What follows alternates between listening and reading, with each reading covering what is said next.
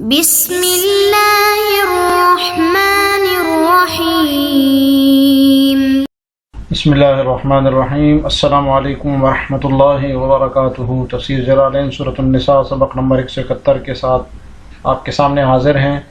عزیز طلبہ، امید ہے بخیر عافیت ہوں گے۔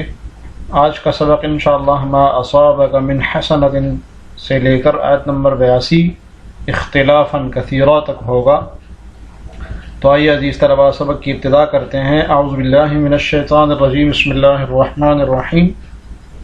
ما اصابک من حسنۃ فمن اللہ، تمہیں جو بھی اچھائی پہنچتی ہے تو وہ محض اللہ کی طرف سے ہوتی ہے۔ وما اصابک من سیئۃ فمن نفسک، اور جو کوئی برائی پہنچتی ہے تو وہ تمہارے اپنے سبب سے ہوتی ہے۔ وَأَرْسَلْنَاكَ لِلنَّاسِ رَسُولًا، اور اے پیغمبر ہم نے تمہیں لوگوں کے پاس رسول بنا کر بھیجا ہے۔ وَكَفَى بِاللَّهِ شَهِيدًا، اور اللہ اس بات کی گواہی دینے کے لیے کافی ہے۔ جی، اس آیت میں اللہ تعالیٰ نے انسان کو مخاطب کر کے یہ عمومی قاعدہ ایک بیان کر دیا کہ انسان کو جو بھی فائدہ پہنچتا ہے، اس کو جو بھی بھلائی پہنچتی ہے، وہ محض اللہ تعالیٰ کا فضل و احسان ہوتا ہے، اور اسے جو بھی نقصان پہنچتا ہے، جو بھی برائی پہنچتی ہے، اس کا خالق اگرچہ اللہ تعالیٰ ہی ہے، لیکن اس کا سبب انسان کی اپنی بدعمالی ہوتی ہے، انسان کی اپنی کوتاہی ہوتی ہے۔ تفسیر دیکھیے، ما اصابک ایھا الانسان، انسان جو مصیبت تجھے پہنچتی ہے، تو ایھا الانسان کہہ کے مفسر نے اس طرف اشارہ کیا ہے کہ یہ خطاب ہر اس شخص سے ہے جو بھی مخاطبین ہے، تمام مخاطبین سے، تمام انسانوں سے اس کا خطاب ہے، مسلمان خاص نہیں ہے۔ من حسنۃ خیر، جی بھلائی، حسنۃ کا مصداق، حسنۃ کا مصداق کیا؟ بھلائی، کسی بھی قسم کی بھلائی ہو، فمن اللہ، پس وہ اللہ کی طرف سے ہے۔ اتت کا آتی ہے وہ تمہارے پاس اللہ کی طرف سے، فضلا منہ، خاص اس کے فضل سے، اس کے فضل کی وجہ سے اللہ تعالی کی طرف سے آتی ہے۔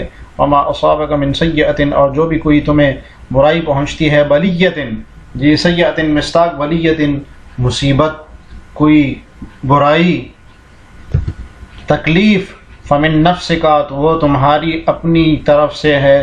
اتت کا آتی ہے وہ تمہاری اپنی طرف سے، حیث ارتکبت، کہ وہ نفس اس کے اس طور پر ارتکاب کرتا ہے، ما یستوجبها من الذنوب، کہ وہ جو اس برائی کا پھر موجب ہوتا ہے، کس چیز کا ارتکاب کرتا ہے؟ من الذنوب، گناہوں کا ارتکاب کرتا ہے۔ تو نفس گناہوں کا ارتکاب کرتا ہے، اور پھر وہ برائی کا، اس کو برائی پہنچنے کا مستوجب ہوتا ہے کہ اس کو برائی پہنچ جائے۔ تو گویا اس نے گناہ کا ارتکاب کیا جو کہ برائی کا، جو تکلیف کا موجب ہے کہ اس کو تکلیف پہنچ جائے۔ تو اتت حیث ارتکبت ما یستوجبها من الذنوب سے صاحب جلالین نے ایک اشکال کا جواب دیا ہے، مختصراً دیکھ لیجئے اس کو عزیز طلبہ، کہ اللہ تعالیٰ نے اس سے پہلے فرمایا، اس سے پچھلی آیت میں قل کل من عند اللہ، کہ ہر چیز اللہ ہی کی جانب سے ہے، اور یہاں فرمایا ما اصابک من سیئۃ فمن نفسک، کہ جو برائی تمہیں پہنچتی ہے وہ تمہاری اپنی جانوں کی طرف سے ہے۔ تو یہاں پر تو نسبت بندے کی فعل کی طرف ہو گئی، ہاں، وہاں ہر چیز کی نسبت اللہ تعالیٰ کی طرف ہے، اور یہاں بندے کی نسبت بندے کی فعل کی طرف اس کی نسبت ہو گئی کہ برائی تو تمہاری طرف سے، تمہاری اپنی جانوں کی طرف سے پہنچتی ہے۔ تو اس کا جواب یہ ہے کہ پہلی آیت میں خلق کی نسبت اللہ تعالیٰ کی طرف ہے، یعنی خالق اور موجد ہر چیز کا، چاہے وہ سیئہ ہے چاہے وہ حسنہ ہے، ہر چیز کا خالق اور موجد اللہ تعالیٰ ہے۔ اور اس آیت میں جو نسبت بندے کی طرف کی ہے تو وہ اس کے کسب کی طرف کی ہے، اور اس کے سبب کی طرف کی ہے، کہ اس کی کوتاہی، اس کی برائی، اس کا گناہ اس کی برائی پہنچنے کا سبب بنتی ہے، اس کو تکلیف پہنچنے کا سبب پہنچتی ہے، اس کا کسب مراد ہے یہاں پر۔ امید ہے طلباء سمجھ گئے ہوں گے۔ جی آگے چلیے۔ وَأَرْسَلْنَاكَ یا محمد، اور اے محمد ہم نے آپ کو بھیجا، للناس، تمام لوگوں کے لیے، رسولاً، حال مؤکدۃ، یہ حال مؤکدہ ہے کاف ضمیر سے، وَكَفَى بِاللَّهِ شَهِيدًا عَلَى رِسَالَتِكَ، اللہ تعالیٰ گواہی کے لیے کافی ہے آپ کی رسالت کے اوپر۔ من یطع الرسول فقد اطاع اللہ، جو رسول کی اطاعت کرے اس نے اللہ کی اطاعت کی، ومن تولا، اور جو اطاعت سے منہ پھیر لے تو اے پیغمبر صلی اللہ علیہ وسلم فما ارسلناک علیہم حفیظا، ہم نے تمہیں ان پر نگران بنا کر نہیں بھیجا۔ جی یہاں سے اللہ تعالیٰ نے آپ کی رسالت کو محقق فرمایا کہ آپ ہی رسول، آپ اللہ کے رسول ہیں۔ تو جو فرمایا کہ اللہ تعالیٰ نے حکم سنایا کہ جو ہمارے رسول کی فرما برداری کرے گا تو وہ ہماری فرما برداری کرے گا، اور جو ہمارے رسول کی فرما برداری نہیں کرے گا، روگردانی کرے گا، تو اے رسول صلی اللہ علیہ وسلم ہم نے آپ کو ان لوگوں پر نگہبان بنا کر نہیں بھیجا کہ آپ ان کو پکڑ کے گناہ نہ کرنے دیں، اس کے لیے ہم ہیں، وہ ہم ان کو دیکھ لیں گے۔ آپ کا کام صرف ہے پیغام پہنچانا، آگے ان کو ثواب دینا، عذاب دینا، یہ ہمارا کام ہے۔ یہ من یطع الرسول فقد اطاع اللہ ومن تولی اعرض عن طاعتہ، یہ تولی کا معنی کہ اس کی اطاعت سے اگر جو اعراض کرے، فلا یہمنک، تو آپ کو وہ غمگین نہ کرے، تو یہ جزا من یطع الرسول میں من شرطیہ کا جو من تولی ہے، ومن تولی یہ شرط کی جزا اللہ تعالیٰ نے صاحب جلالین نے نکالی ہے کہ من شرطیہ ہے، فلا یہمنک، کہ وہ آپ کو غمگین نہ کرے، آپ کو محزون نہ کرے، آپ فکرمند نہ ہوں ان کے بارے میں، یہ اس کی جزا ہے۔ اور یہ اس کی جزا کی تعلیل ہے فما ارسلناک علیہم حفیظا، کہ ہم نے آپ کو ان پر نگہبان بنا کر نہیں بھیجا، حافظا لأعمالہم، حفیظا حافظا لأعمالہم، کہ ان کی اعمال کی آپ حفاظت کرنے والے ہوں۔ ہم نے آپ کو صرف ہم نے آپ کو ان پر کے اعمال کی حفاظت کرنے والا نہیں بنایا، بل نذیرہ، بلکہ ہم نے آپ کو صرف ڈرانے والا بنایا کہ آپ ان کو ڈرائیں اللہ کے عذاب سے۔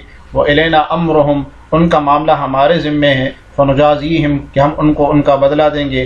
وَهَذَا قَبْلَ الْأَمْرِ بِالْقِتَالِ، اور یہ جو حکم تھا یہ قتال سے پہلے کا حکم تھا، یعنی جب قتال کا حکم نازل نہیں ہوا تھا مکی زندگی میں، اس وقت کا حکم تھا یہ۔ وَيَقُولُونَ طَاعَةٌ فَإِذَا بَرَزُوا مِنْ عِنْدِكَ بَيَّتَ طَائِفَةٌ مِّنْهُمْ، اور یہ منافق لوگ کہتے ہیں کہ ہمارا کام تو اطاعت کرنا ہے، فَإِذَا بَرَزُوا مِنْ عِنْدِكَ بَيَّتَ طَائِفَةٌ مِّنْهُمْ، مگر یہ جب تمہارے پاس سے باہر جاتے ہیں تو ان میں سے ایک گروہ رات کے وقت تمہاری باتوں کے خلاف مشورہ کرتے ہیں۔ بیت طائفۃ منہم، رات کے وقت مشورہ کرتی ہے ان میں سے ایک جماعت، غیر الذی تقول، آپ کی باتوں کے خلاف، واللہ یکتب ما یبیتون، اور یہ جو رات کے وقت مشورہ کرتے ہیں اللہ وہ سب لکھ رہا ہے۔ فاعرض عنہم، لہذا تم ان کی پرواہ مت کرو، اعراض کرو ان سے۔ وتوکل علی اللہ، اور اللہ پر بھروسہ رکھو۔ وکفی باللہ وکیلا، اور اللہ تمہاری حمایت کے لیے کافی ہے۔ جی اس آیت میں منافقین کی ایک بری عادت کا بیان ہے، تو کہ وہ یہ جب آپ کے پاس ہوتے ہیں، موجود ہوتے ہیں، تو کہتے ہیں طاعت، کہ آپ کے حکم سے ہم کیسے باہر جا سکتے ہیں، ہمارا کام تو صرف آپ کی بات ماننا ہے، آپ کی فرما برداری کرنا ہے۔ اور جب یہ آپ کی مجلس سے باہر چلے جاتے ہیں تو ان میں سے کچھ ان کے رؤساء، ایک جماعت جو ہے نا، وہ رات کے وقت مشورے کرنے بیٹھ جاتے ہیں، اور جو آپ کی مجلس میں جو بات کہی ہوتی ہے اس کے برخلاف بات کرتے ہیں، اس کی خلاف ورزی کرتے ہیں۔